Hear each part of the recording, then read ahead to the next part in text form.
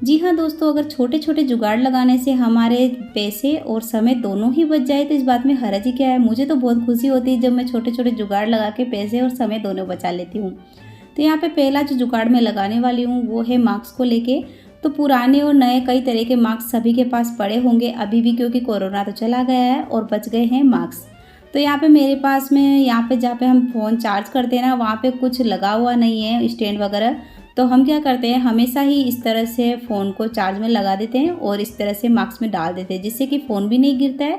नहीं तो चार्जर पे रखने से क्या होता है, अक्सर फ़ोन गिर जाता है, फिर इसकी स्क्रीन टूट जाती है। तो फ़ोन भी सेफ़ रहता है और हमारा फ़ोन भी चार्ज हो जाता है। तो दूसरा जुगाड़ लगाएंगे हम इस तरह से कि हम अक्सर लहसुन हरी मिर्च को कूटते हैं ना, तो इस तरह से बाहर निकल जाते हैं औखली से, और काफ़ी समय लग जाता है लहसुन कूटने में। पहले लहसुन कूटो और उस फिर जब गिर जाए तो उन्हें उठा उठा के इस तरह से डालो औखली में।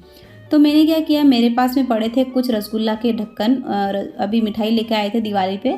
तो रसगुल्ले के डिब्बे के ऊपर जो ढक्कन आते हैं ना, बीकाजी रसगुल्ले, बालाजी के रसगुल्ले जो भी आते हैं, उनके ऊपर से जो ढक्कन निकले थे ना, उन्हें मैंने धो के रख लिया है। और इस तरह से मैं क्या करूँगी, इस पे पहले निशान लगा दूंगी गोल, उसके बाद में चाकू को एकदम तेज गरम करके इसे कट कर लूँगी। गोल गोल जहाँ से हमारी ओखली होती है ना, उसके नाप से थोड़ा सा बड़ा रखते हुए हमें इस पे इस तरह से कट लगाना है। एकदम बढ़िया से इजीली कट जाता है, ज़्यादा मशक्क़त भी नहीं करनी पड़ती है। और एकदम बढ़िया सा कट जाने के बाद में हम देखिए इस तरह से करेंगे। मैं क्या करती हूँ, हमेशा ही इस तरह से जब कोई ढक्कन वगैरह होते हैं ना, तो उन्हें काम में लेते रहती हूँ। मैंने सोचा कि अपनी प्यारी सी यूट्यूब फैमिली से ये बात तो शेयर की जाए, उन्हें बहुत अच्छा लगेगा इस तरह से ढक्कन को काम में लेने का तरीका। तो ये देखिए हमारे लहसुन भी कूट के तैयार हो गए। और अगर अदरक के छींटे वगैरह लगते हैं ना, जब हम अदरक को चाय में डालने के लिए कूटते हैं, तो इस तरह से अदरक के ऊपर भी आप ये ढक्कन लगा सकते हैं। ये देखिए मैंने तो हमेशा इस तरह से ही इसे अटैच करके रखती हूँ, ढक्कन को लगा के रखती हूँ। और कुछ एक्स्ट्रा ढक्कन पड़े हो तो किसी डब्बे पे, कटोरी पे इस तरह से लगा के आप फ्रिज में रख सकते हैं, ताकि आरम पार दिख जाए कोई भी सामान हो तो। अब अगला जो हमारा जुगाड़ है वो है सूखे नींबू को लेकर। सूखे नींबू हो जाते हैं अक्सर सर्दियों में, नींबू कम काम में आते हैं ना, तो फिर सूख जाते हैं। ये फ्रिज में रखे सूख जाते हैं और वैसे भी सूख जाते हैं। तो यदि आपको जल्दी से नींबू चाहिए तो गुनगुने पानी में डाल दिए, तुरंत ही एकदम से सॉफ्ट हो जाते हैं। दोस्तों, सर्दियों में पानी के काम करने का मन किसी का नहीं करता है, पर कुछ काम ऐसे होते हैं जो हमें करने ही पड़ते हैं। तो यहाँ पे यदि आपको पोछा लगाने में काफ़ी ज़्यादा ठंडी लग रही है ना, तो आपको क्या करना है, एक पोछे को गीला करना है और उसके बाद पोछे के अंदर वाइपर को इस तरह से फंसा देना है।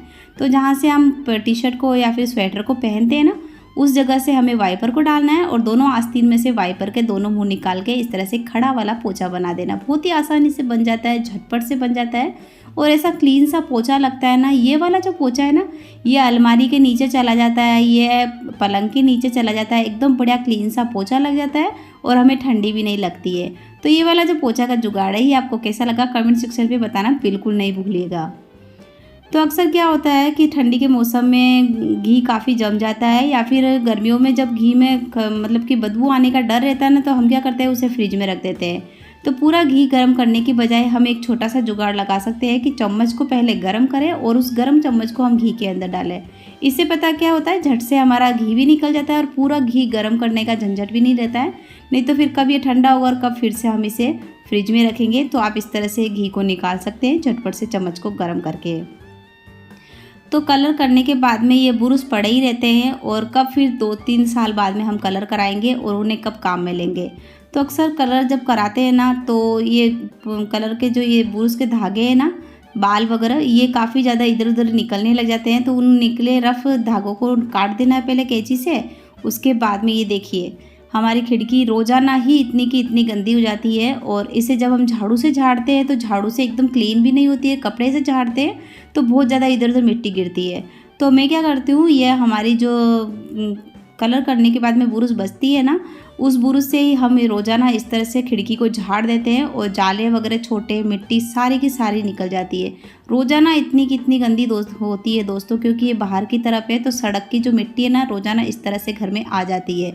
तो ये छोटे मोटे से जो जुगाड़ है पैसे बचाने वाले, ये आपको कैसे लगे आप ज़रूर बताना। यदि हम इस तरह से मिट्टी झाड़ने का जो कुछ होता है टूल्स, वो हम मंगाते हैं या फिर मार्केट से लेके आते हैं, तो काफ़ी पैसे खर्च हो जाते हैं। पर यदि हम इस तरह से यदि बुरुश से झाड़ देते हैं ना, तो ये काफ़ी सस्ता भी पड़ता है और बुरुश का भी काम में लेने का जो है वो हो जाता है। तो ये देखिए हमारी खिड़की एकदम क्लीन हो जाती है, रोज़ाना की रोज़ाना इतनी की इतनी मिट्टी आ जाती है। ये छोटे मोटे से जो मैंने आपसे ट्रिक्स शेयर किए पैसे बचाने वाले, ये आप ज़रूर बताना कि कमेंट सेक्शन में आपको कौन सा वाला ट्रिक्स पसंद आया है। और यदि आप चैनल पर नए मेहमान हैं तो प्लीज़ चैनल को सब्सक्राइब करें, वीडियो को लाइक करें। तब तक के लिए बाय बाय, मिलते हैं नेक्स्ट वीडियो में। Thank you.